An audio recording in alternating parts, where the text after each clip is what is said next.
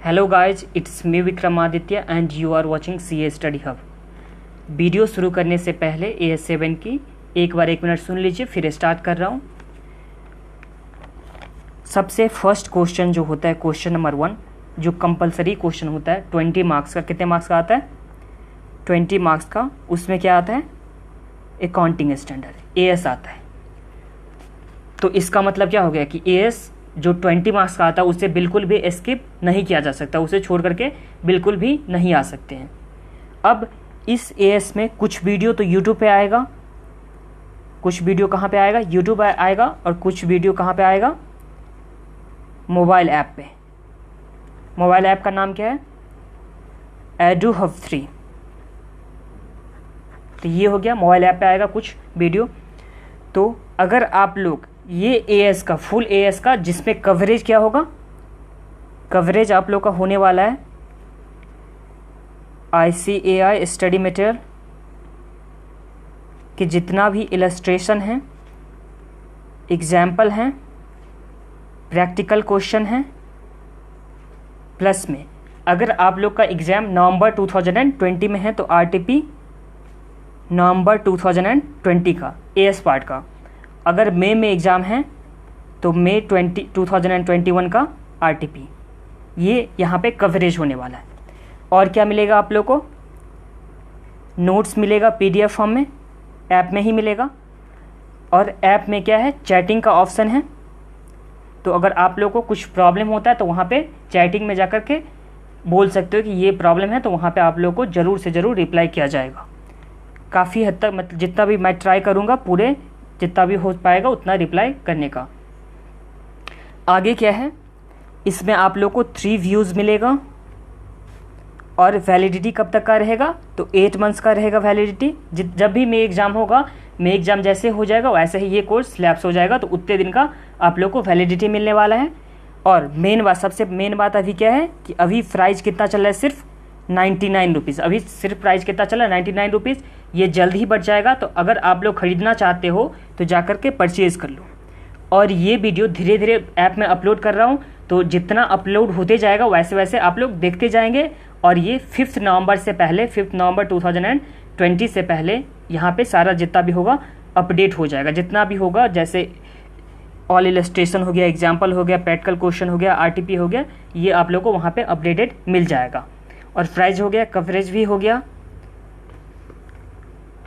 तो चलिए अब स्टार्ट करते हैं। क्या? AS7 स्टार्ट करते हैं। वहाँ देख लीजिए मैं कैसे पढ़ाता हूँ, फिर जा करके परचेज़ कीजिएगा। ठीक है, थैंक यू। और अपने फ्रेंड के साथ ये शेयर कीजिएगा और इस वीडियो को लाइक कर दीजिए। अब चलते हैं AS7 में। AS7 स्टार्ट करते हैं। AS7 क्या है? Construction contract. तो AS7 कॉपी में आ जाए, कंस्ट्रक्शन कॉन्ट्रैक्ट लिखना स्टार्ट कीजिए।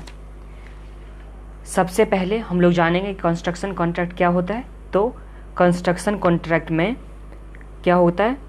Means contract which are specifically negotiated for construction of asset और एसेट ऑफ ग्रुप, और यहाँ पे और कीजिए, और group of asset which are inter related in terms of design nature.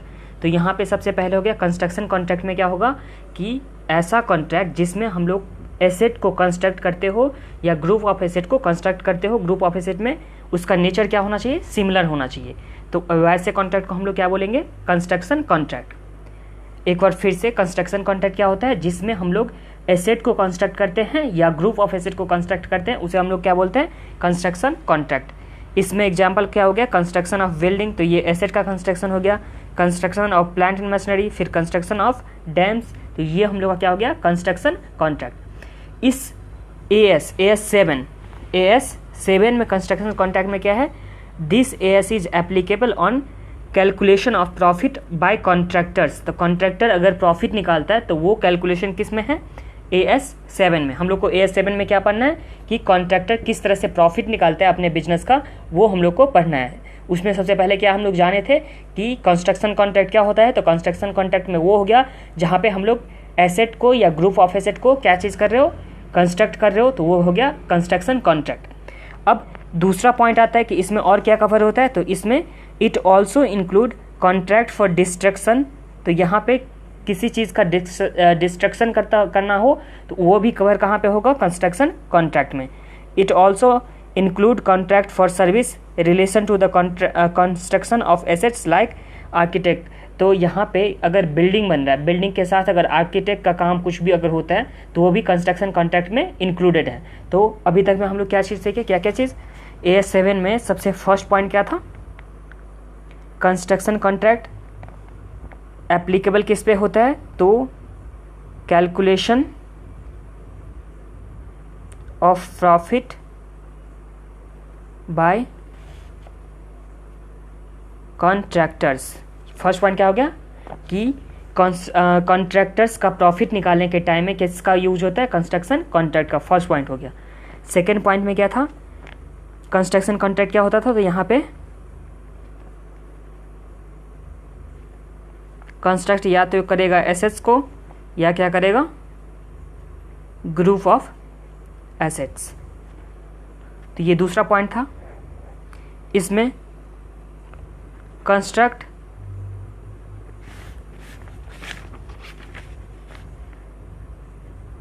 या डिस्ट्रक्शन, कंस्ट्रक्शन या डिस्ट्रक्शन भी हो सकता है। डिस्ट्रक्शन भी किसका होगा, जैसे पुराना बिल्डिंग हो गया, ओल्ड बिल्डिंग हो गया, तो ओल्ड बिल्डिंग को जहाँ पे पुराना मकान होता है, पुराना बिल्डिंग होता है, उसे क्या करता है कॉन्ट्रैक्टर, उसको डिस्ट्रक्शन करने का भी कॉन्ट्रैक्ट लेता है। वो भी कहाँ कवर होता है, कंस्ट्रक्शन कॉन्ट्रैक्ट AS7 में। तो ओल्ड जैसे बिल्डिंग हो गया, अगर ब्रिज हो गया, ओल्ड हो गया ब्रिज, तो उसे भी क्या करना है, डिस्ट्रक्शन करना है, तो उस टाइम में भी AS7 अप्लाई होगा।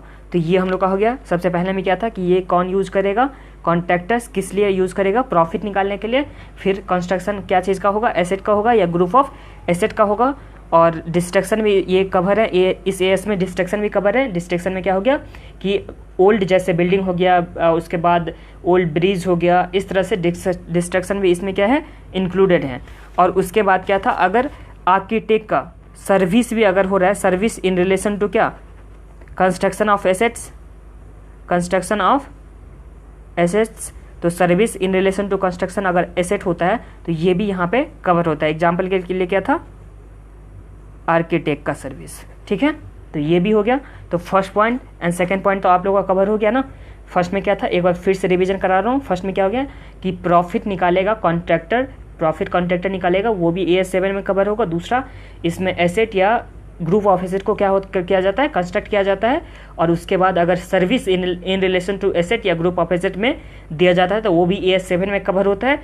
और डिस्ट्रक्शन अगर करना होगा किसी ओल्ड चीज़ का या डिस्ट्रक्शन का भी कॉन्ट्रैक्ट, तो वो भी क्या होता है, यहाँ पे कवर होता है, ठीक है। आगे क्या दे रखा हुआ है इस AS में, क्या थर्ड नंबर पॉइंट में क्या हो गया, तो थर्ड नंबर पॉइंट में ये AS क्या चीज़ में हम लोग को हेल्प करता है, प्रॉफिट निकालने में। ये तो फर्स्ट ही पॉइंट में हो गया कि एप्लीकेबल किस पे हैं, कॉन्ट्रैक्टर पे हैं। कॉन्ट्रैक्टर पे एप्लीकेबल है, क्यों एप्लीकेबल है, क्योंकि इसको प्रॉफिट निकालना होता है। फिर दूसरा पॉइंट में हम लोग पढ़े थे क्या कि कंस्ट्रक्शन कॉन्ट्रैक्ट में क्या होता है, क्या होता है कंस्ट्रक्शन कॉन्ट्रैक्ट। फिर तीसरा पॉइंट क्या हो गया कि ये प्रॉफिट निकालने के लिए काम देता है। अब फोर्थ पॉइंट में आ जाइए। फोर्थ पॉइंट में क्या है,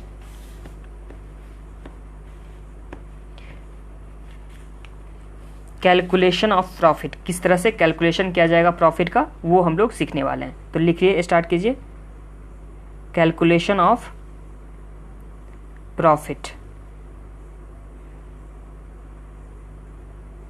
यहाँ पे outcome of contract can be determined.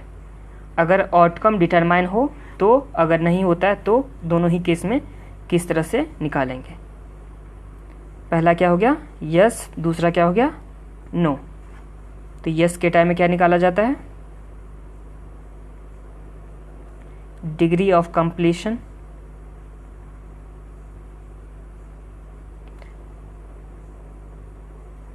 No के टाइम में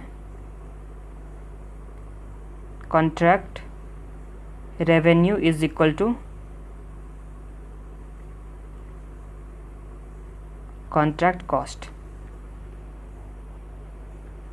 अब डिग्री ऑफ कंप्लीशन कैसे निकालेंगे हम लोग, तो इसके लिए हम लोग का फॉर्मूला होता है contract cost incurred divide by total estimated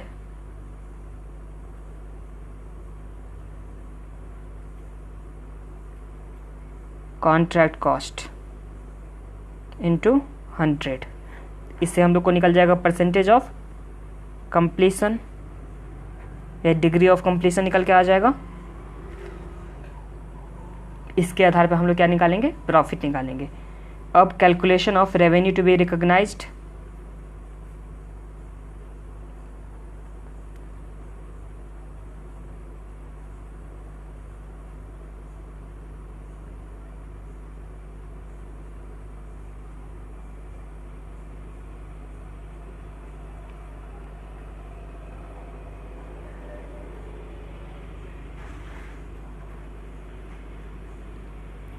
contract revenue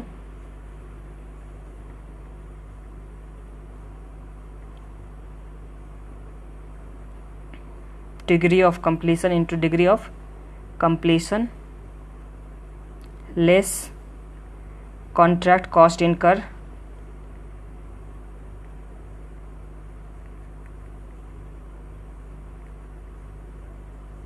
तो ये हम लोग को क्या आ जाएगा, टोटल प्रॉफिट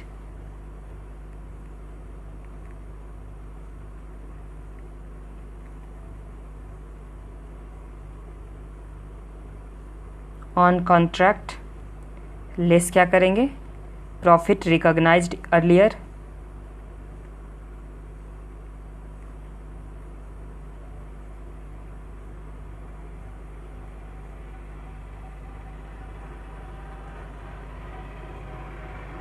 तो ये हम लोग को आ जाएगा प्रॉफिट अर्न्ड। तो देखिए फर्स्ट 3 पॉइंट तो आप लोग को समझ में आ गया था। फोर्थ पॉइंट में क्या बोला है यहाँ पे, फर्स्ट 3 पॉइंट अगर आप लोग को समझ में आ गया था तो अब फोर्थ पॉइंट में देखते हैं कैलकुलेशन ऑफ प्रॉफिट। हम लोग प्रॉफिट किस तरह से निकालेंगे ये हम लोग को फोर्थ पॉइंट में सीखना है। इसके लिए सबसे पहले देखना होगा कि आउटकम जो भी पैसा आने वाला है उसे डिटरमाइन किया जा सकता है कि नहीं, कि पैसा कितना आने वाला है, इस कॉन्ट्रैक्ट से कितना पैसा आने वाला है ये डिटरमाइन किया जा सकता है कि नहीं। अगर किया जाता है तो ठीक है, अगर नहीं किया जा सकता है तो उस टाइम में हम लोग क्या चीज़ मानेंगे, कॉन्ट्रैक्ट रेवेन्यू मानेंगे is equal to contract cost. मतलब जितना हम मेरे को कॉस्ट लगा इस कॉन्ट्रैक्ट में, जितना अपने को कॉस्ट लग रहा है उतना ही हम लोग क्या मान लेंगे कि उतना ही रेवेन्यू हम लोग को आने वाला है। तो ये हम लोग का फर्स्ट पॉइंट हो गया। फोर्थ का फर्स्ट में अगर आउटकम क्या चीज़, आउटकम अगर डिटरमाइन नहीं किया जा सकता तो उस टाइम में हम लोग कॉन्ट्रैक्ट रेवेन्यू क्या ले लेंगे, कॉन्ट्रैक्ट कॉस्ट। ये हो गया हम लोग का। अगर आउटकम डिटरमाइन कर सकते हैं, अगर हम लोग आउटकम डिटरमाइन कर सकते हैं कि कितना पैसा आने वाला है ये हम लोग डिटरमाइन कर सकते हैं, तो उस टाइम में क्या करना होगा, हम लोग को डिग्री ऑफ कंप्लीशन निकालना होगा। डिग्री ऑफ कंप्लीशन मतलब क्या होता है कि कितना पार्ट हम लोग का काम का कंप्लीट हो चुका है, कितना पार्ट कंप्लीट हो चुका है, उसे हम लोग क्या बोलते हैं, डिग्री ऑफ कंप्लीशन। तो डिग्री ऑफ कंप्लीशन उसके लिए हम लोग निकालेंगे। डिग्री ऑफ कंप्लीशन कैसे निकालेंगे, तो इसके लिए contract cost incurred divide by total estimated cost into 100। इसमें हम लोग कॉस्ट बेसिस पे, डिग्री ऑफ कंप्लीशन किस बेसिस पे निकालते हैं, कॉस्ट बेसिस पे, ना कि इनकम बेसिस पे। यहाँ पे हम लोग मानते हैं कि कितना काम कंप्लीट हो गया, उसके लिए क्या चीज़, कितना अभी तक काम कर चुके हैं, तो कॉन्ट्रैक्ट कॉस्ट इनकर्ड ये हम लोग का आ गया। न्यूमरेटर में, डिनोमिनेटर में क्या चीज़ आएगा, total cost, total estimated contract cost. तो जैसे मान के रखिए अभी तक अपने पास 40 का काम हो चुका है, 40 करोड़ का काम हो चुका है एंड 60 करोड़ का काम मेरे को करना है, अपने को 60 करोड़ का काम करना है। तो इस टाइम में टोटल कितना इनकर्ड होगा, टोटल कॉस्ट कितना इनकर्ड होगा, टोटल एस्टिमेटेड कॉन्ट्रैक्ट कॉस्ट ये हो गया 100 करोड़। और यहाँ अभी तक कितना कर चुके थे, 40 करोड़ का कर चुके थे, तो कॉन्ट्रैक्ट कॉस्ट इनकर्ड आ गया। तो ये 40 डिवाइड बाय हम लोग को कितना करना है, 100 इंटू 100। इसका मतलब कितना परसेंट हम लोग का काम कंप्लीट हो गया, 40%। इससे अभी हम लोग एग्जाम्पल करेंगे तो अच्छे से क्लियर हो जाएगा, तो उस एग्जाम्पल में करते हैं इसको। तो यहाँ तक तो आप लोग को समझ में आ गया ना कि देखिए सबसे पहले क्या था कि अगर आउटकम डिटरमाइन किया जा सकता है तो उस टाइम में हम लोग डिग्री ऑफ कंप्लीशन निकालते हैं। डिग्री ऑफ कंप्लीशन कैसे निकालते हैं, उसके लिए हम लोग को क्या करना था कि कॉस्ट बेसिस पे निकालना है। और कॉस्ट बेसिस पे कैसे निकालेंगे कि contract cost incurred by total estimated contract cost into 100। इससे हम लोग को क्या आ जाएगा, डिग्री ऑफ कंप्लीशन आ जाएगा। और डिग्री ऑफ कंप्लीशन निकालने के बाद हम लोग क्या निकालेंगे कि कितना हम लोग को प्रॉफिट अर्न हुआ, वो कैसे निकालेंगे, तो कॉन्ट्रैक्ट का जितना भी रेवेन्यू होगा, contract revenue into degree of completion, तो ये हम लोग के पास अमाउंट आ जाएगा। लेस क्या करना होगा, कॉन्ट्रैक्ट कॉस्ट इनकर्ड, कितना कॉस्ट इनकर्ड हो चुका है, तो इससे हम अपने को क्या आ जाएगा, प्रॉफिट आ जाएगा। उसमें से माइनस करना है कि अगर पहले अगर प्रॉफिट को रिकॉग्नाइज कर लिए हैं, उसे हम लोग को क्या करना है, माइनस करना है। तो इस तरह से हम लोग का क्या आ जाएगा, प्रॉफिट अर्न। ये बस थ्योरी पार्ट अभी चल रहा है। जब हम लोग एग्जाम्पल करेंगे प्लस में प्रैक्टिकल क्वेश्चन करेंगे तो हम लोग को अच्छे से क्लियर हो जाएगा।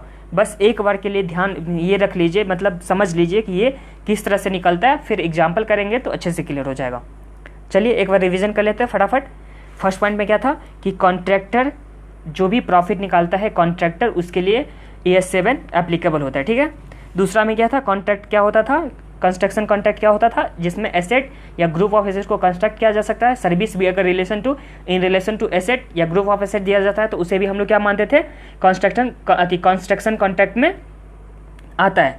उसके बाद डिस्ट्रक्शन अगर किसी चीज़ का हो रहा होगा, जैसे बिल्डिंग हो गया, ओल्ड बिल्डिंग, ब्रिज, ये सब का डिस्ट्रक्शन अगर कुछ भी होता है वो भी खबर होता है AS7 में। तो ये हम लोग का था सेकंड पॉइंट। थर्ड पॉइंट में क्या था, इस AS में कैलकुलेशन ऑफ प्रॉफिट निकालने का दे रखा हुआ है। अब प्रॉफिट निकालने के लिए हम लोग क्या करना होगा, सबसे पहले देखेंगे कि आउटकम डिटरमाइन किया जा सकता है या नहीं। आउटकम डिटरमाइन किया जा सकता है कि नहीं। अगर आउटकम डिटरमाइन किया जा सकता है तो उस टाइम में अपने क्या करेंगे, डिग्री ऑफ कंप्लीशन निकालेंगे। डिग्री ऑफ कंप्लीशन कैसे निकालेंगे, कॉस्ट बेसिस पे निकालेंगे। तो ये हम लोग का कॉस्ट बेसिस पे आएगा। कैसे निकलेगा, कॉस्ट अभी तक कितना इनकर कर चुके हैं, अभी तक हम लोग कितना कॉस्ट इनकर कर चुके हो, उसके बाद डिवाइड बाय करते हैं total cost to be incurred, मतलब कितना सबसे पहले cost, contract cost incurred divide by total estimated contract cost, total estimated contract cost into 100। इससे हम लोग का डिग्री ऑफ कंप्लीशन आ जाएगा। अब इस डिग्री ऑफ कंप्लीशन में जितना भी आया होगा डिग्री ऑफ कंप्लीशन, उस टाइम में कॉन्ट्रैक्ट रेवेन्यू से हम लोग मल्टीप्लाई कर देंगे, तो हम लोग को एस्टिमेटेड आ जाएगा कि इतना मेरे को रेवेन्यू आया है, अभी तक जितना काम हुआ उसमें इतना रेवेन्यू आ सकता है। फिर लेस कॉन्ट्रैक्ट कॉस्ट इनकट, उसमें कितना खर्चा हो चुका है, तो ये इससे हम लोग को प्रॉफिट आ जाएगा या लॉस आ जाएगा, जो कुछ भी उसमें से अगर प्रॉफिट पहले रिकॉग्नाइज्ड किया गया हो, पहले रिकॉग्नाइज्ड पिछले ईयर में, उसे हम लोग क्या करते हैं, माइनस करते हैं, तो हम लोग का प्रॉफिट अर्न आ जाता है।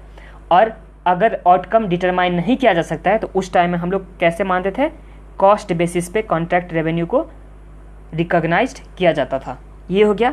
एक और पॉइंट है, क्या है, if total estimated cost of contract are more than cost revenue, मतलब यहाँ जो कॉस्ट इनकर्ड हुआ है, ये कॉस्ट जितना इनकर्ड हुआ, ये अगर इससे जितना revenue into degree of completion, contract revenue into degree of completion से अगर ये ज़्यादा होता है, एक बार एग्जांपल लेते हैं यहाँ पे, ये अगर मान के रखो कॉस्ट कितना इनकर हुआ है, 60 हुआ है, और ये हम लोग का कितना हो रहा है, contract revenue into degree of completion 50 हो रहा है, तो यहाँ पे इनकर्ड क्या हो रहा है, ज़्यादा हो रहा है।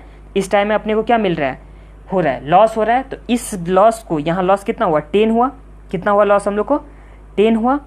तो इसके लिए प्रोविज़न बनाना होता है, इसके लिए क्या करना होता है, प्रोविज़न बनाना होता है।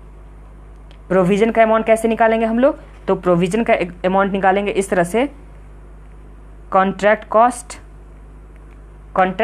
कॉस्ट लेस कॉन्ट्रैक्ट रेवेन्यू, यहाँ पे टोटल बेसिस पे जाना है, डिग्री ऑफ कंप्लीशन को नहीं करना है। अब जितना भी हम लोग का क्या आ गया, लॉस आ गया, जितना भी लॉस आ गया, उसमें से यहाँ पे जितना भी 10 का लॉस आया था, वो 10 को माइनस करेंगे तो हम लोग को क्या निकल के आ जाएगा, यहाँ पे प्रोविज़न कितना बनाना है। ये हो गया।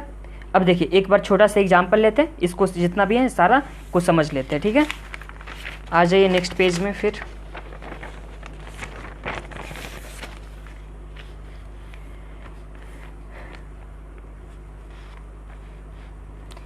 मान लेते हैं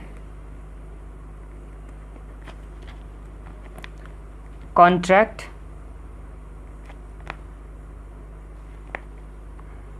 रेवेन्यू कितना है, ₹100 करोड़, ठीक है। कॉन्ट्रैक्ट रेवेन्यू कितना है हम लोग का, ₹100 करोड़। फिर कॉस्ट इनकर्ड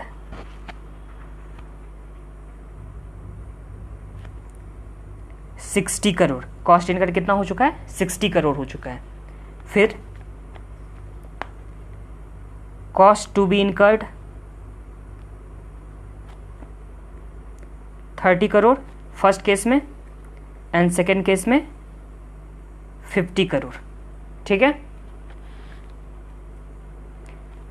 अब अपने को इससे हम लोग को निकालना है प्रॉफिट होगा या लॉस होगा, जो भी होगा वो निकालना है। तो सबसे पहले देखना है कि कॉन्ट्रैक्ट रेवेन्यू मतलब आउटकम को क्या है रिकॉग्नाइज किया जा सकता है। तो यहाँ पे तो आउटकम दे रखा हुआ है सम्स में 100 करोड़, क्या आउटकम तो दे रखा हुआ है ना, तो इसे रिकॉग्नाइज किया जा सकता है। तो ये हो गया।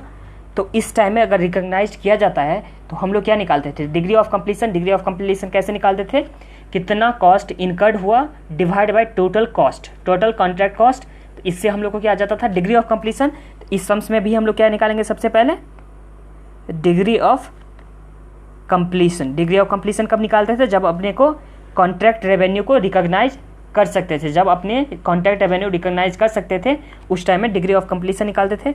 डिग्री ऑफ कंप्लीशन कैसे निकालता था, तो cost incurred divide by total cost into 100। तो कॉस्ट इनकर्ड इस सम्स में कितना इनकर्ड हो चुका है 60 करोड़ का।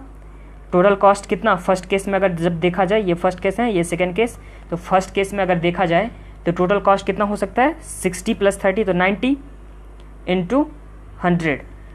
तो डिग्री ऑफ कंप्लीशन कितना हो गया 60 डिवाइड बाय 90, तो ये आ गया 66.66%, 66.666%। ये अपना क्या आ गया डिग्री ऑफ कंप्लीशन। तो यहाँ तक तो कुछ प्रॉब्लम नहीं है, डिग्री ऑफ कंप्लीशन आ गया। अब इस केस में अगर प्रॉफिट निकालना है अपने को, तो प्रॉफिट निकालना है तो कैसे निकालेंगे, सबसे पहले क्या करते थे यहाँ पे contract revenue into degree of completion,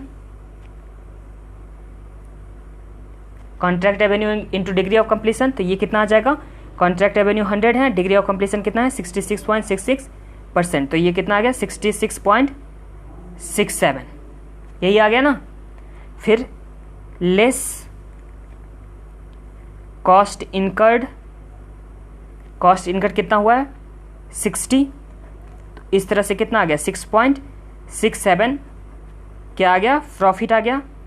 अब प्रॉफिट तो रिकॉग्नाइज्ड अर्लियर, तो पहले से रिकॉग्नाइज तो प्रॉफिट नहीं किया गया है ना, तो यही अपना क्या हो जाएगा प्रॉफिट हो जाएगा। तो ये समझ में आ गया आप लोग को। सेकेंड केस में देखिए,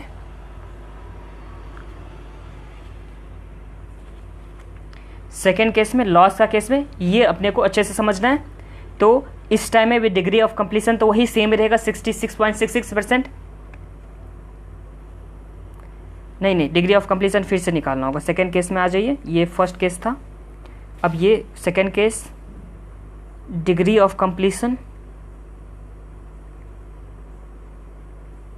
डिग्री ऑफ कंप्लीशन में कॉस्ट इनकर कितना हो चुका है 60 करोड़, कॉस्ट टू बी इनकर कितना हो जाएगा 60 + 50 करोड़, क्योंकि सेकेंड केस में कितना था कॉस्ट टू बी इनकर 50 करोड़ था यहाँ पे, तो यहाँ पे 50 करोड़ ऐड हो जाएगा। तो ये हो गया, तो ये कितना आ गया 60/110, तो ये कितना परसेंट आ जाता है 60 डिवाइड बाय 110, तो ये आ गया अपना 54.54%। कितना आ गया 54.54%। तो ये हो गया डिग्री ऑफ कंप्लीशन। अब हम लोग प्रॉफिट निकालेंगे, तो प्रॉफिट कैसे निकालते थे, प्रॉफिट या लॉस, सबसे पहले contract revenue into degree of completion. इस केस में कॉन्ट्रैक्ट रेवेन्यू कितना दे रखा हुआ 100 दे रखा हुआ है, तो 100 यहाँ पे आ जाएगा इनटू डिग्री ऑफ कंप्लीशन कितना हो गया 54.454%। तो ये कॉन्ट्रैक्ट रेवेन्यू कितना आ जाएगा 54.54 लेस कॉस्ट इनकर्ड कितना दे रखा हुआ है सम्स में, कॉस्ट इनकर्ड कितना दे रखा हुआ है, यहाँ पे कॉस्ट इनकर्ड दे रखा हुआ है 60। तो इस तरह से अगर देखा जाए तो ये अपना कितना आ गया 45.46 आ गया 45.46। ये हम लोग का क्या आ गया, ओह सिट रुके माइनस करते हैं फिर से 60 - 54.54, तो ये आ गया हम लोग का कितना 5.46। ये कितना आ गया 5.46 आ गया। ये क्या आ गया यहाँ पे लॉस आ गया, ये लॉस आ गया देखिए।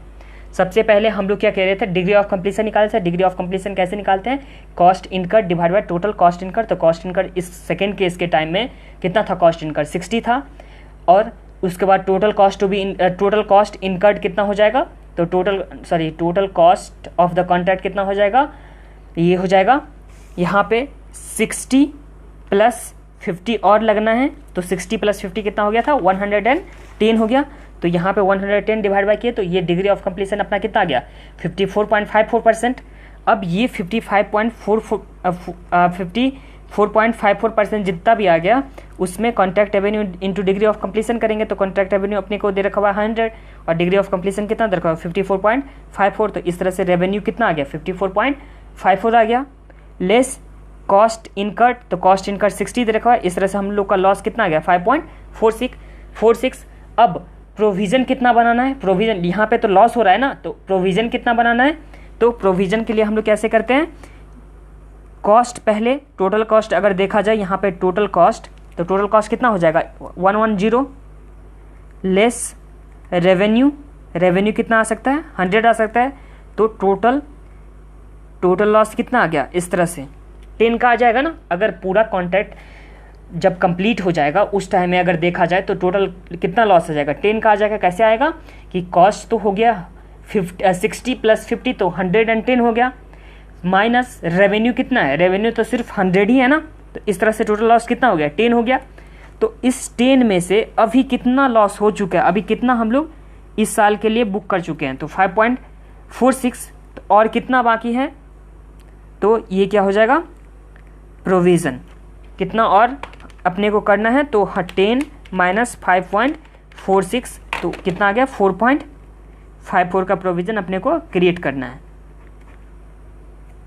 तो ये समझ में आ गया ना आप लोग को, यही था।